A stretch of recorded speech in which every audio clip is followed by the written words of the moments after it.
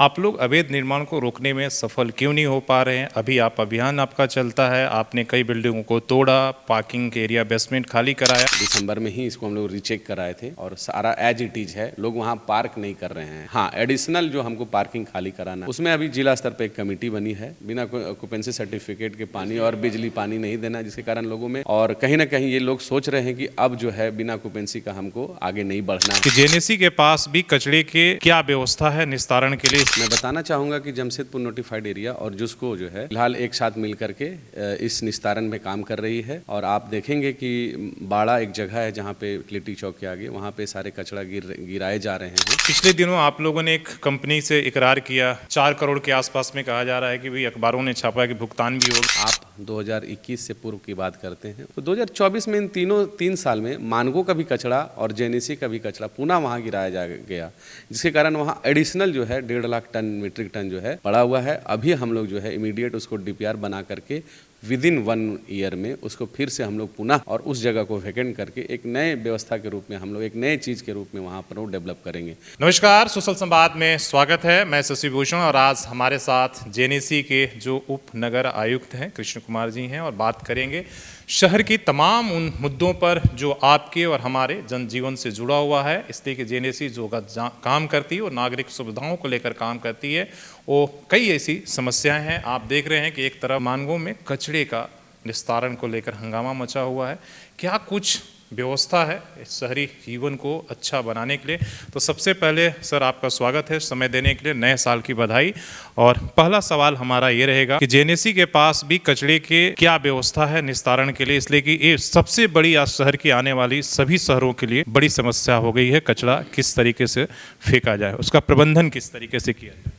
सबसे पहले तो आपके माध्यम से जमशेदपुर वासियों को नव वर्ष की ढेर सारी शुभकामनाएं। जहां तक आपने कचरा निस्तारण के बारे में आपने क्वेश्चन किया है, मैं बताना चाहूँगा कि जमशेदपुर नोटिफाइड एरिया और जुस्को जो है फ़िलहाल एक साथ मिल करके इस निस्तारण में काम कर रही है। और आप देखेंगे कि बाड़ा एक जगह है जहाँ पे लिट्टी चौक के आगे, वहाँ पे सारे कचरा गिराए जा रहे हैं और जल्द ही हम लोग वहाँ पर करीब विदिन 6 मंथ में हमारा MRF वेट वेस्ट और जितना भी सॉलिड वेस्ट का प्लांट है वो हमारा कंप्लीट हो जाएगा। और हम लोग आने वाले दिनों में इसको कचरा मुक्त शहर बनाएंगे। और आम जनता से भी अपील कर रहे हैं कि इसको बनाने के लिए आप जमशेदपुर नोटिफाइड एरिया और जिसको को सहयोग करें। जो भी कचरा आपके घर से निकलता है उसको जरूर सेग्रीगेट करें, ताकि हमारे शहर को साफ रखने में जो आम नागरिक की भूमिका है वो बरकरार रहे। और जब भी आप बाहर घूमने के लिए जाते हैं, खास करके इन दिनों में, तो आप डस्टबिन ज़रूर देखें और जो भी रैपर या आप खाने पीने की जो वस्तुएं हैं उसके बाद जो बच जाती हैं उसको सही तरीके से डस्टबिन में रखें। चूँकि रोड को क्लीन रखना हम सभी नागरिकों की जिम्मेदारी है और इस जिम्मेदारी को बखूबी हम सभी को निभाना चाहिए, ताकि जमशेदपुर एक स्वच्छ और सुंदर शहर बन सके। सर, सवाल ये है कि जब भी कचरा प्रबंधन की बात करते हैं तो सवाल उठता है कि भी 2011 से कचरा प्रबंधन के लिए प्रशासन और सरकार जो है वो 11 साल से जो है 11 से बन रहा है। खरबनी में प्लांट वो नहीं बन पाया। पिछले दिनों आप लोगों ने एक कंपनी से इकरार किया, 4 करोड़ के आसपास में कहा जा रहा है कि भाई अखबारों ने छापा है कि भुगतान भी हो गया और वो भी एक तरीके से मेरीन ड्राइव का कचरे का निस्तारण नहीं हो पाया। तो एक तरीके से पैसे खर्च हो रहे हैं लेकिन प्रबंधन सही से नहीं हो। कहाँ फेलियर है? देखिए शशि जी, मैं आपको बताना चाहता हूँ कि जो भी कचरा लिगेसी वेस्ट हमारे मरीन ड्राइव में या दो मोहानी के पास जमा था, आप 2021 से पूर्व की बात करते हैं, उसमें ओनली 50,000 मेट्रिक टन कचरा था और उसको लेकर के हम लोग एक डीपीआर बनाए थे और डीपीआर बना करके उसको निस्तारण की व्यवस्था की थी, जिसका टेंडर हो करके अभी 42 का निस्तारण हो चुका। लेकिन 21 के बाद आज हम लोग 2024 में हैं, तो 2024 में इन 3 साल में मानगो का भी कचरा और जेनेसी का भी कचरा पुनः वहाँ गिराया गया, जिसके कारण वहाँ एडिशनल जो है 1.5 लाख टन मीट्रिक टन जो है पड़ा हुआ है। अभी हम लोग जो है इमीडिएट उसको डीपीआर बना करके विदिन 1 ईयर में उसको फिर से हम लोग पुनः उसको लीगेसी वेस्ट को वहाँ पर रिमिडिएट करेंगे और उस जगह को वैकेंट करके एक नए व्यवस्था के रूप में हम लोग एक नए चीज़ के रूप में वहाँ पर वो डेवलप करेंगे। लेकिन अभी मैं बता रहा हूँ पुनः जो है मानगो का कचरा जो है मानगो अपना आदित्यपुर के साथ टैग कर लिया है और जेएनएसी और जुस्को, चूँकि अब आपको पता है कि इंडस्ट्रियल टाउनशिप बन गया है, तो दोनों मिल करके हम लोग जो है बाड़ा में अपना निस्तारण करेंगे और प्लांट भी हम लोग को ऑलमोस्ट लग ही गया है, अब उसको फंक्शनल करने की आवश्यकता है। लेकिन कई जगह आप देखेंगे कि वेट वेस्ट की कंपनी लगी है, वेट वेस्ट की मशीनें लगी है, जिससे हम लोग आप जुस्को हो चाहे जुस्को को हम लोग मदद भी कर रहे हैं। इसको लेकर के हम लोग जो है मेन्योर निकाल रहे हैं जो खाद के रूप में यूज किया जा रहा है। जहाँ और मैं एक चीज़ इंपॉर्टेंट चीज़ बताना चाहता हूँ यहाँ के शहरवासियों के लिए जो खासकर बिजनेस में काम कर रहे हैं, बैंक्वेट हॉल हो, होटल्स हो या फिर बल्क जनरेटर वेस्ट वाले लोग हैं, अभी उन पर हम लोग जो है आएंगे और उनको कंपोस्ट मशीन लगाने की जो स्वच्छ भारत मिशन का गाइडलाइन है उसके तहत हम लोग जो है इसमें ये व्यवस्था लाने जा रहे हैं। साथ ही साथ बिल्डिंग बायलॉज में भी हम लोग जो बड़े बिल्डिंगें पास करेंगे उसमें भी सॉलिड वेस्ट मैनेजमेंट का व्यवस्था उसमें दिया जाएगा कि उनका कचरा खुद ही निस्तारण करेंगे। ये व्यवस्था चूँकि 100 एक रूल है कि 100 kg से अगर कोई ऊपर कचरा का जनरेशन कर रहा है तो उसको निस्तारण खुद ही करना है। तो इससे क्या होगा कि हमारा डंप साइट में कचरा कम जाएगा। तो इस तरीके की जो सेग्रीगेटिंग की व्यवस्था है इस तरह से हम लोग अभी काम करेंगे। सर सवाल है कि शहर की सफाई के लेकर क्या व्यवस्था, कहा जा रहा है कि बीत 3 साल से टेंडर नहीं हुआ, उसी समय से जब आप थे तभी का हुआ है, क्या कोई नया आप लोग प्लानिंग सोच रहे हैं शहर की सफाई व्यवस्था को लेकर? नहीं, मैं बताना चाहूँगा शशि, इस चीज़ में आप अपडेट नहीं है, थोड़ा सा अपडेशन की आपको आवश्यकता है, क्योंकि हमारा जो टेंडर है वो लगातार एवरी ईयर हो रहा है। अभी 11 महीना हुआ है, 1 महीना बचा हुआ है, 1 महीना में पुनः हम लोग इसको सफाई की टेंडर करेंगे और फिर से नया हम लोग जो है कॉन्ट्रैक्टर को सफाई के लिए नियुक्त करेंगे। पार्किंग की अगर व्यवस्था नहीं करेंगे वो भी जिम्मेदारी आप लोगों पर है, तो कैसे होगा पार्किंग की सुचारू व्यवस्था, इसलिए कि सड़कों पर पार्किंग हो रही है और पार्किंग की टेंडर की भी एक बड़ी समस्या है। लोग सवाल उठाते रहे हैं कि भाई पैसा तो वसूल लेकिन सुविधा आप नहीं दे रहे हैं। देखिए, सबसे बड़ी बात आपने सही कहा कि आज जो भी शहर हैं उनकी सबसे बड़ी चुनौती है पार्किंग, क्योंकि लोग गाड़ी खरीदते जा रहे हैं और गाड़ी खरीदने के बाद लोगों को जो है पार्किंग की व्यवस्था को नज़रअंदाज कर रहे हैं। लोग जहाँ तहाँ गाड़ी पार्किंग कर दे रहे हैं। आप देखेंगे कि आज के डेट में, आज से आप 5 साल बैक जाएंगे तो ऑटो की संख्या बहुत कम थी, लेकिन पार्किंग प्लेस वही थी। आज भी पार्किंग प्लेस वही है, लेकिन ऑटो जितना आपको ज़रूरत नहीं है उतना इस शहर में हमारा ऑटो पड़ा है।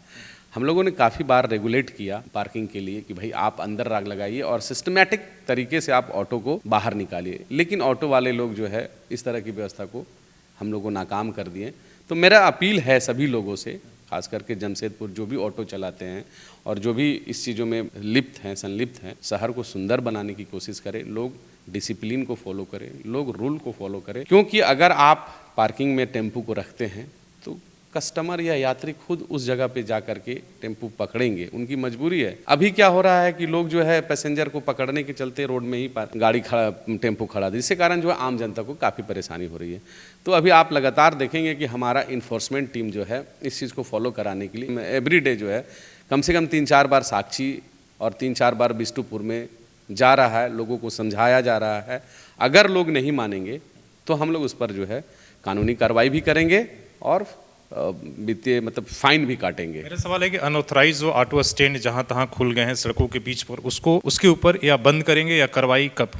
देखिए, इस पर जिला प्रशासन के साथ बैठक भी हो रही है। एसडीओ मैडम भी आप देखेंगे कि लगातार निकल रही है, सड़कों पे उतर रही है। तो कहीं ना कहीं एक मैसेज लोगों में जा रहा है कि जो चीज़ें हम लोग पहले करते आ रहे हैं अब हम नहीं करेंगे, बल्कि हमको सुव्यवस्थित तरीके से पार्किंग प्लेस पे पार्क करके ही टेम्पू को हमको गंतव्य स्थान तक जाने की ज़रूरत है। पार्किंग की टेंडर क्यों नहीं हो रहा? पार्किंग का टेंडर हो रहा है, बट कोई टेंडरर मैंने कॉन्ट्रैक्टर उसमें आ नहीं रहे हैं। अभी हम लोग जो है इस बार फिर से एक बार रिव्यू करेंगे कि क्यों नहीं आ रहे हैं। देन डीसी सर के पास जो है हम लोग इसको लेकर के जाएंगे, क्या व्यवस्था है इसको देखते हैं। विद इन 1 मंथ में, आई थिंक कि जनवरी में इस चीज़ को हम लोग रिजॉल्व कर लेंगे। दूसरा सबसे बड़ा जो समस्या है जेएनएसी के साथ, जिसको लेकर हाईकोर्ट तक चल रहा है, पार्किंग अवैध निर्माण को मामले को लेकर, आप लोग अवैध निर्माण को रोकने में सफल क्यों नहीं हो पा रहे हैं? अभी आप अभियान आपका चलता है, आपने कई बिल्डिंगों को तोड़ा, पार्किंग के एरिया बेसमेंट खाली कराया, 2 महीना बाद फिर से वो पुनः बहाल हो गया, ऐसा क्यों हो रहा है? ऐसा तो नहीं है, मुझे लगता है शशि जी, आपकी हमें लगता है जानकारी में कमी है। हम लोगों ने जितना भी पार्किंग को वैकेंट कराया था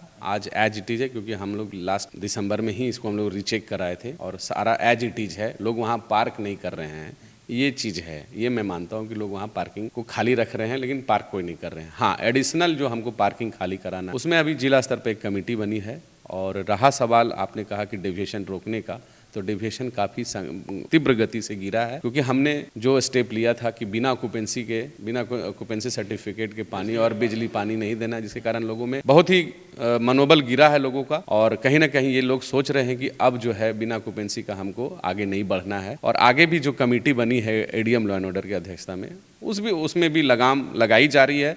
आए दिन पिछले कुछ दिन पहले ही मीटिंग हुई थी, अभी फिर हमारा 6 या 7 को एक मीटिंग है, उसमें भी हम लोग जो है निर्णायक डिसीजन लेंगे। और उसके तहत फिर हम लोग जो लोग अवैध तरीके से या इलीगल तरीके से डेविएशन करके बिल्डिंगें बना रही हैं उन पर कार्रवाई की जाएगी। चलिए, आप कह रहे हैं तो मैं मानता हूं, लेकिन मैंने दिसंबर में एक वीडियोस बनाया था जिसमें पार्किंग लिखा हुआ है, और जिसको आपने खाली कराया था उसमें शोरूम संचालित है अंदर में। जिस बिल्डिंग को आपने सील किया था, जिस पर हथौड़े चलाए थे, वो अब बनकर तैयार हैं। तो वो सारे वीडियोस भी मैंने चुनाव के बाद किया था, वो आपको उपलब्ध करा देंगे। हालांकि ये कदम जरूर है कि आपने जो ऑक्यूपेंसी सर्टिफिकेट का आपने इम्पोर्टेंस किया है, उससे कहीं ना कहीं डर का माहौल है, लेकिन अवैध निर्माण चालू है। तो ये सवाल ज़रूर है आगे 2025 में क्या क्या योजनाएं लेकर आप आ रहे हैं। और ख़ासकर एक सवाल मुझे, जब भी साक्षी बाजार की स्थिति, आप लोगों ने इतना अभियान चलाया पिछले अपने ए में भी और अब भी, आज कोई भी आम आदमी साक्षी बाजार के अंदर शॉपिंग करना चाहे, एक दिन पहले साप्ताहिक मंगला बाजार लगता था, लेकिन आज 8 दिन वही स्थिति है। ऐसी स्थिति, और जब भी ये स्थिति होती है वो जेएनएससी के सर पर होता है कि भाई जेएनएससी ने सब कुछ करा के। देखिए शशि जी, मुझे ये पता नहीं कि आपको किस तरह की जानकारी और कहाँ से क्या जानकारी मिलता है, बट जेएनएससी एक ऐसी बॉडी है जो कि हर एक आम नागरिक, जमशेदपुर के नागरिकों को ध्यान में रखती है और बखूबी अपना काम करती है। हमारे जितने भी कर्मी हैं सभी लोग काम करते हैं, आपको ज्ञात है इस चीज़ की। और मैं आगे भी बताना चाहता हूं कि जहां तक साक्षी बाजार की बात, साक्षी बाजार में भी हम लोगों ने काफ़ी संख्या में इन्फोर्समेंट किया है। आपने ही कहा कि भाई हम लोग काफ़ी मात्रा में वहां पर रेगुलर इन्फोर्स किए हैं, और हमारा काम है इन्फोर्स करना। बाकी काम जो है हमें वहाँ खड़ा होकर के ड्यूटी नहीं देना है, बल्कि इन्फोर्स करना बाकी थाना का काम है, वो अपना रिस्ट्रेन और नियंत्रण करते रहे। बाकी इसको लेकर के हम लोग एक बार फिर से मुद्दा उठाएंगे कि साक्षी बाजार को किस तरह से और बेहतर बनाया जाए, क्योंकि दिनों दिन जो है जनसंख्या बढ़ने के कारण जो है लोड बढ़ते जा रही है, तो कहीं ना कहीं संख्या जो है भी बढ़ रही है। इसको लेकर के एडिशनल हम लोग को एक प्लेस की आवश्यकता है, जो कि अभी तक उपलब्ध नहीं हो पाया। हम लोगों ने टाटा से भी संपर्क किया है, अगर हो जाती है तो वैकल्पिक तौर पे हम लोग एक नया मार्केट के रूप में लेके आएंगे, तो वो सुविधाएं जब मिलेगी, साक्षी का जो लोड है वो कम हो जाएगा। चलिए, बहुत बहुत धन्यवाद इन तमाम सवालों को बेबाकी से जवाब देने के लिए, इसलिए कि जो सवाल हमारे और आपके थे, हमने उन सवालों को रखने की कोशिश की। बाकी आपका अगर कोई और सवाल होगा तो आप कमेंट करके हमें बता सकते हैं, और फिर कभी जब मुलाकात होगी तो उस पर हम बातचीत करते रहेंगे अपने सहयोगी सरवण के साथ। शशि भूषण, सोशल संवाद न्यूज़, झारखंड।